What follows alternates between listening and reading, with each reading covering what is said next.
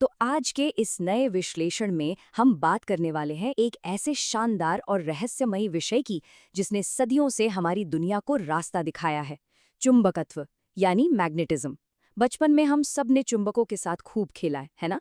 लेकिन आज हम इसके पीछे के उस सटीक विज्ञान को डिकोड करेंगे जो असल में बेहद रोमांचक है।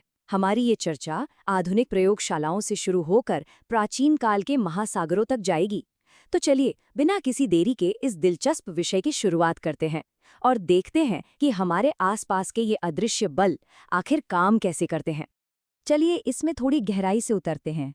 आधुनिक कंपास के आविष्कार से बहुत पहले समुद्र में रास्ता खोजना कोई आसान काम तो था नहीं। बिना जीपीएस या डिजिटल उपकरणों के नाविक आखिर कैसे सही दिशा का पता लगाते थे? इसका एक बहुत ही शानदार ऐतिहासिक उदाहरण है मत्स्य यंत्र। प्राचीन भारतीय नाविक इसका खूब इस्तेमाल करते थे। जरा कल्पना कीजिए, तेल से भरे एक बर्तन में मछली के आकार का एक छोटा सा चुंबकीयकृत लोहे का टुकड़ा तैर रहा है। ये कोई साधारण खिलौना नहीं, बल्कि एक बेहद उन्नत नेविगेशन टूल था। और तेल का उपयोग शायद इसलिए होता था ताकि घर्षण कम हो और वो मछलीनुमा चुंबक बिना किसी रुकावट के सही दिशा में घूम सके। है ना कमाल की प्राचीन इंजीनियरिंग? अब यहाँ एक बहुत ही स्वाभाविक सा सवाल उठता है। ये तैरती हुई धातु की मछली आखिर किस जादू या विज्ञान से काम कर रही थी? वे कौन से अदृश्य नियम थे जो इसे हमेशा एक सटीक दिशा में रुकने के लिए मजबूर करते थे? समुद्र की तेज लहरों के बीच भी ये यंत्र हमेशा सही रास्ता कैसे दिखाता था? तो इस ऐतिहासिक रहस्य को सुलझाने के लिए हमें इतिहास से निकलकर विज्ञान की प्रयोगशाला में चलना होगा। आइए एक बड़ा ही मजेदार प्रयोग देखते हैं जिसे हम घूमते चुंबक का प्रयोग कह सकते हैं। सबसे पहले एक छड़ चुंबक लेते हैं जिस पर उत्तरी और दक्षिणी ध्रुव स्पष्ट रूप से अंकित हों। इसे हम चुंबक 1 मान लेते हैं। अब 5 या 6 गोल पेंसिलों को एक कतार में रखकर उनके ऊपर इस चुंबक को रख देते हैं। यहाँ ये पेंसिलें छोटे छोटे पहियों का काम करेंगी। इसके बाद एक और चुंबक यानी चुंबक 2 लेते हैं और उसे पहले चुंबक के पास लाते हैं। ध्यान रहे ये आपस में टकराने नहीं चाहिए। अब बस ये देखना है कि पेंसिलों पर रखा चुंबक कैसे प्रतिक्रिया करता है। ये बिल्कुल एक छोटी सी गाड़ी की तरह बर्ताव करता है, वो भी बिना किसी इंजन के। और ये प्रयोग बहुत ही शानदार तरीके से दर्शाता है कि हमारे अदृश्य बल काम कैसे करते हैं। जब हम इन परिणामों को देखते हैं तो चुंबकत्व का सबसे बुनियादी और जरूरी नियम सामने आता है। बाईं ओर देखिए, जब हम समान ध्रुवों को पास लाते हैं, मतलब उत्तर के पास उत्तर या दक्षिण के पास दक्षिण, तो वे एक दूसरे को दूर धकेलते हैं। विज्ञान की भाषा में इसे प्रतिकर्षण कहते हैं। ऐसी स्थिति में पेंसिलों पर रखा चुंबक दूर भागने लगता है। लेकिन दाईं ओर देखिए, जब हम विपरीत ध्रुवों को पास लाते हैं, जैसे उत्तर और दक्षिण, तो वे एक दूसरे को खींचते हैं। इसे आकर्षण कहते हैं और पेंसिलों पर रखा चुंबक दूसरे चुंबक की ओर दौड़ पड़ता है। यही वो मूल नियम है जिस पर पूरी चुंबकीय दुनिया टिकी है। तो ये तो हमें पता चल गया कि दो चुंबक आपस में कैसे बात करते हैं। वे या तो आकर्षित होते हैं या प्रतिकर्षित होते हैं। लेकिन असली मजा तो तब आता है जब हम चर यानी वेरिएबल्स को थोड़ा बदल दें। सोचिए, क्या होगा यदि इस प्रयोग में पेंसिलों पर रखे चुंबक को हटाकर उसकी जगह एक साधारण लोहे की छड़ रख दी जाए? क्या तब भी वही नियम लागू होंगे? क्या लोहे की छड़ भी उसी तरह दूर भागेगी या पास आएगी? चलिए इस सस्पेंस को खत्म करते हैं और परिणाम देखते हैं।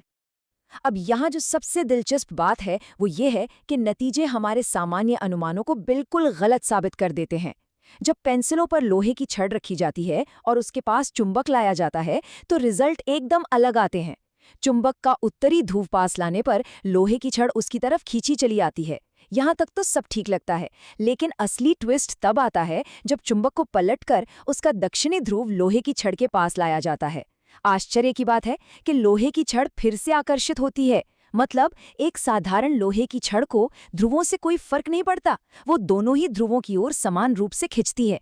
वो कभी भी प्रतिकर्षित होकर दूर नहीं भागती। और यहीं से हमें मिलती है सबसे जरूरी बात। ध्यान दीजिएगा, आकर्षण एक धोखा हो सकता है।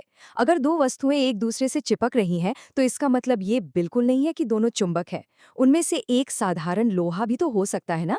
लेकिन अगर दो वस्तुएं एक दूसरे को दूर धकेल रही हैं, तो ये बात 100% पक्की हो जाती है कि वे दोनों ही चुंबक हैं, क्योंकि प्रतिकर्षण यानी दूर धकेलने का गुण केवल और केवल दो चुंबकों के समान ध्रुवों के बीच ही हो सकता है। इसीलिए विज्ञान का ये सुनहरा नियम है, किसी चुंबक को उसके प्रतिकर्षण के गुण से ही पहचाना जा सकता है। यही हमारा असली आहा मोमेंट है, जिसे समझना सबसे ज्यादा जरूरी है। चलिए आगे बढ़ते हैं और देखते हैं कि ये कैसे काम करता है। अभी जो हमने प्रतिकर्षण का सुनहरा नियम सीखा है, उसे अब वास्तविक दुनिया के उपकरणों पर परखने का समय आ गया है। वापस अपने नेविगेशन वाले विषय पर लौटते हैं।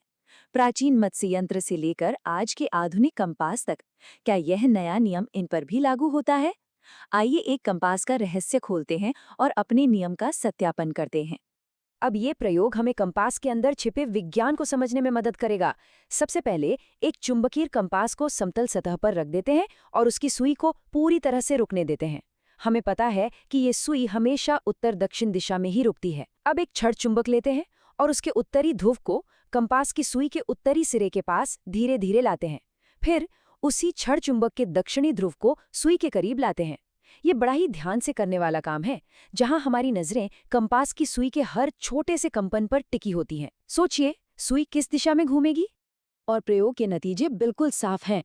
ये अवलोकन एक बहुत बड़ा सच सामने लाते हैं।